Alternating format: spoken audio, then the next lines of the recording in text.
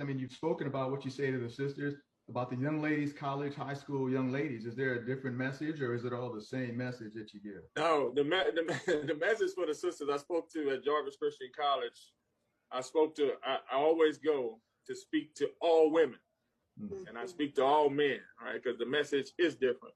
The message of excellence is not different, but the message to my sisters is different. And the reason it's different is because a lot of sisters like to shrink themselves down, right? They've been taught to shrink themselves down. And for me, I have two daughters, and I won't allow that foolishness for 1 second. You know, you have to go out, as my grandmother and them used to say, you got to work twice as hard to get half as much. Yes. Don't tell me about what's fair. If you want fair, go to the fair. So let's not use that as an excuse. As a woman, you have to understand you're going to be dismissed, discredited, and disenfranchised everywhere you go.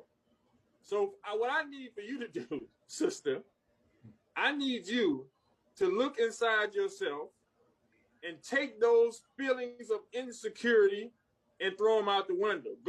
I have a saying when I start off my speech to them, some of the strongest people in the morning cry themselves to sleep at night. Mm. You go cry at night.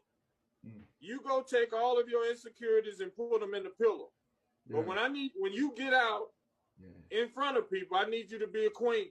Amen. I need you to stand tall. I need you to adjust your crown because you were made to rule. I mean, that's just, you are a co-creator with God, right? If you don't understand that we couldn't even come into existence without you, then you need to find and check yourself. So you have no right to be bowing to anybody at any time, anywhere. You better find yourself and fix your crown. Yeah, it's a different message to the sisters. Yeah. Absolutely. Very good. Excellent. Actually, I have a daughter too, and I didn't know it. I didn't grow up with sisters, and it was my mom. My mom's a tough woman. I grew up in Brooklyn, New York. My mom is tough. Grew up in a household with a lot of men. I didn't really understand this whole thing until I had a daughter. I really did not understand this thing until I had a daughter. And yeah, it is. Everything that you speak in there, man, is just so powerful and so true. So powerful. Yeah, I mean, because, you know, man, the guys are not going to like me for this, but, you know, this is scriptural. You know, guys, if they're not in the right mindset, we some of the slimiest creatures on earth. Oh, yes. Oh, definitely. Because we come in like the serpent in the garden. We sliding.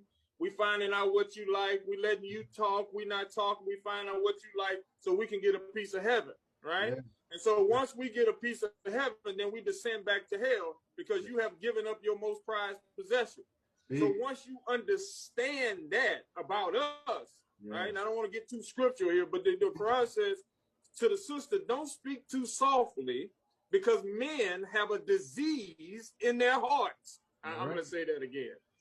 Don't speak too softly, sister, because men have a disease in their heart. The disease is not yours. Right. It's theirs. Yeah. Because once you start batting your eyes or smiling, you might just try to be polite. He's thinking about something a whole different level. Yeah. So you got to come correct. You got to come and let him know you're a queen.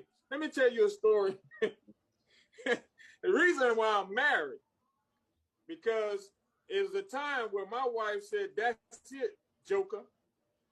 You don't deserve me. I got 2 kids to worry about. So why don't you take your drunk ASS on, right? And so she began to value herself. Yeah. And therefore, when she began to value herself, I started to value her. Yeah. Oh, I got to say that again. When she began to value herself, that's when I began to value her. And my big butt was in Alexandria, Louisiana. She was in Texas. She wouldn't answer my phone call. She said, my children are more important than you. You are inadequate and you're not a good father. I drove 4 hours and apologized to that woman, and I've been with her for the last 30 years. Amen. Because she found value in herself. Yeah. Because I won't value her. But that's huge. His boyfriend.